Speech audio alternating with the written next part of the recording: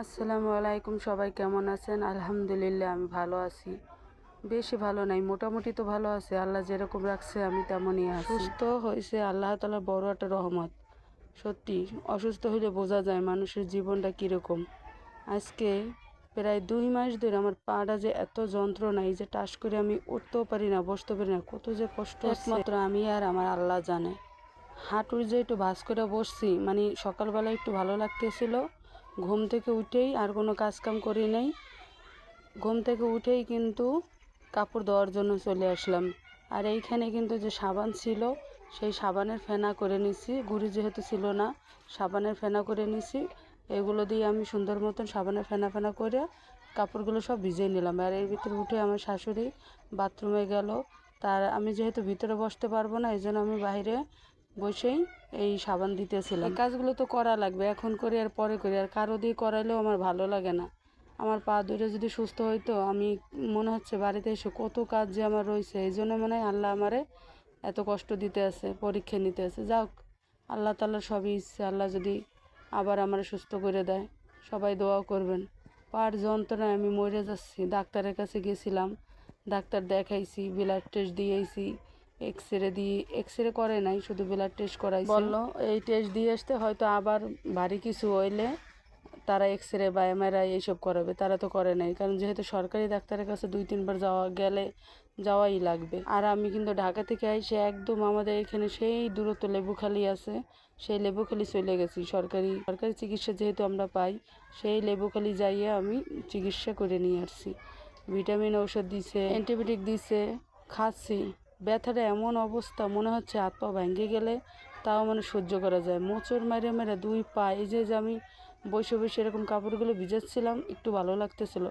হঠাৎ পায়ের ভিতর মোচড় মারে, ব্যথা করে। ব্যথা সহ্য করা যায়, কিন্তু মোচড় মারে, টান মারে, রগে টান মারে। পার যে রগ আছে না, রগের ভিতরে এমনভাবে টান মারে, আল্লাহ আমি বুঝতে পারি না কী দিয়ে কী হবে আমার।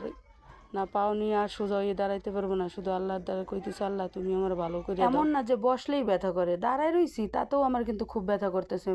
মনে হচ্ছে রগ ধরে টান মারে পায়ের, আর 2 সাইড দিয়ে মানে মাংস ধরে টান মারে।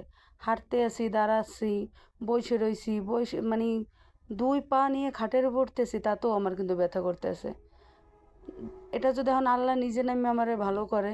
আর আমি শুনছি এটা ডাক্তারে বলছে থাইরয়েড যেহেতু আছে, ওই জন্য নাকি ব্যথাটা আমার একটু বাড়তি হইতেই পারে। এখন এটা ব্যথা কিন্তু সারতে সময় লাগবে, কিন্তু আসতে সময় লাগে না, যাইতে সময় লাগে। আর এর ভিতরে গলা এমন সমস্যা হয়েছে, এখনও গলা কিন্তু আমার ঠিক হয় নাই। গলা মানে গলা দিয়ে আমি কিন্তু 2 দিন কথাই বের করতে পারি নাই। কীভাবে কথা কইছি, আমার আশেপাশে ননদারা পরিচিত মানুষ আছে, ওরা আবার আমার ব্যঙ্গায়, কথা যেহেতু বাইরে না। আমি গলায় এমন ব্যথা, গলার মধ্যে আটকাই গেছে কথা, ঢোক গেলতে পারি না। সেটা ঠিক আছে, আমি বুঝতে পারছি যে ঠান্ডা থেকে আমার হইছে। আমি হয়তো গরম পানি বা চাটা খাইলে ঠিক হয়ে যাবে। আর আল্লাহর রহমতে আমার গলাটা ঠিক হয়ে গেছে। এখনও একটু আছে, গলার ভিতরে একটু কথা আটকাই যায়। হয়তো গরম পানি খাইতে খাইতে খাইতে একটু শেষ হবে, এটা আমি জানি। কিন্তু আমার পাটা যে কবে ভালো হবে আমি বুঝতে পারতেছি না। মহিলাদের তো উঠা বসাই কাজ, যখন তখন উঠতে হবে, যখন তখন বসতে হবে। নিজের সংসারের কাজ তো আরেকজনও করতে পারে না। আমার কিন্তু এখনও ঘরের ভিতর ওয়ারড্রোবের কাপড় চোপড়, বড় একটা ট্রাঙ্ক বা বক্স ওটা আছে, ওটির ভিতরে কাপড় চোপড়, ওগুলো কিন্তু এখন আমি সুন্দর করে গুছাইতে পারি না।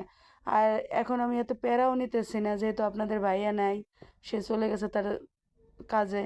আমি আমি আর আমার শাশুড়ি বাড়িতে আছি। আর আমার পাশে আমার ভাই যেহেতু বাসা ভাড়া নিয়ে আছে, ওরা আছে।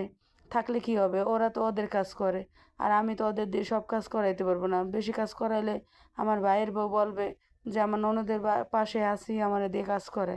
এটাও তো নিজের বিবেকে লাগে। সত্যি কথা বলতে কি, নিজের বিবেক করে যদি কাজ করি, তাহলে আর কোনো কথা শোনা লাগে না। তাতে ঘরের মানুষ হোক আর বাইরের মানুষ হোক। আর কিছু কিছু মানুষ আছে অল্প কিছু হইলেও শুয়ে বসে থাকতে পছন্দ করে। আর আল্লাহ তাআলা আমার এমন একটা অভ্যাস, আমি শুয়ে বসে থাকতে পারি না। আমার অল্প কিছু তো আমি সহ্য করতে পারি, বেশি হইলে আমি সহ্য করতে পারি না। আর যখন ঢাকা ছিলাম, পিঠে এমন ব্যথা হইতো, মাংসপেশির ব্যথা মনে হয় ওইটা। তাই এইটা কিন্তু এই পার ব্যথা কিন্তু মাংসপেশির ব্যথা না, এটা কিন্তু রগে টান খাওয়া। পার রগে যে আমি পা ফালাইতেছি, আমার খুব কষ্ট হইতেছে, মানে পাও পাও দিয়ে মানে ভর দিয়ে চলতে হইতেছে। এখন কী করেছে মনে করতেছি কাজ কাম করলে যদি আমার পাউডার ভালো হয়ে যায়, এই জন্য একটু নাড়াচাড়া করতেছি পাও। যাক, সবাই আমার জন্য দোয়া করবেন, আল্লাহ যদি আমার ঠিক করে দেয়। চিন্তা করতেছি রোজার আগে যদি একটু ভালো হইতাম, তাহলে নামাজ কালাম আর রান্না বাড়া রোজার সময় তো বাড়তেই থাকে রান্না বাড়া। আর এখন কিন্তু আমি সেই লেবুখালি চলে গেছি, এই যে লেবুখালি ক্যান্টনমেন্ট, সেই কাছে একটু ভিডিও করে নিলাম। আমি ব্যথার যন্ত্রণা এখানেটা ঝামেলা হয়ে গেছে। ব্যথার যন্ত্রণা আজকে কী করছিলাম জানেন? সকালবেলা এত ব্যথা, আমি যে নিচে ওই ওষুধটা নেব, সেই ওষুধটা আমি নেওয়া খাওয়ার ক্ষমতা নাই আমার। আমি ওষুধ তো ভাঙছি, এক পদে 2টা ওষুধ আমিও ভাঙছি, আমার শাশুড়ি ভাঙছে, আমি খেয়াল করি নাই। আবার মানে 2টা 4টে একই ওষুধ খাইয়ে ফেলাইছি। পরে দেখি কি আমার মাথা ঘুরাচ্ছে, আমি এত মাথা ঘুরাই কা। পরে আমি আইসে দেখি কি আমি মানে 2 পদে 4টে ওষুধ খাইয়ে ফেলাইছি, এত যন্ত্রণা ছিল। আবারও ডাক্তারের কাছে যাওয়া লাগবে, হয়তো সময় সুযোগ করে আবারও যাইতে হবে, কারণ রিপোর্ট যেহেতু আছে, রিপোর্ট দেখাইয়া দূরত্ব হইলো, রিপোর্ট দেখাইয়া আবার ডাক্তার কাছে যাওয়া দরকার, যাব আমি। আমার মামা শ্বশুরের শ্বশুর মারা গেছে, পায়ে ব্যথা নিয়ে গেছে ওইখানে, তারা দেখতে গেছিলাম, দেখে আসছি। আর মিলাদ ছিল ওদিন, আমিও যাইয়া মিলাদে আমার ছেলেরা ছিল যেহেতু, সবাইরে নিয়ে যাইয়া আল্লাহ খাওয়াইছে, খাইয়ে আসছি। তার জন্য আমরা দোয়া করি আল্লাহ যেন তারে বেহেশতে নসিব করে, তার জন্য আমরা সবাই দোয়া করি। চেহারাটা মৃত্যুর পর আমার নানা শ্বশুর এত সুন্দর হইছে, নুরানি মানে নূরের চেহারা ঢাইলে দিছে। খুব ভালো ছিল আমার ওই নানা শ্বশুরটা, খুব অমায়িক কথাবার্তা ছিল, ব্যবহার ভালো ছিল।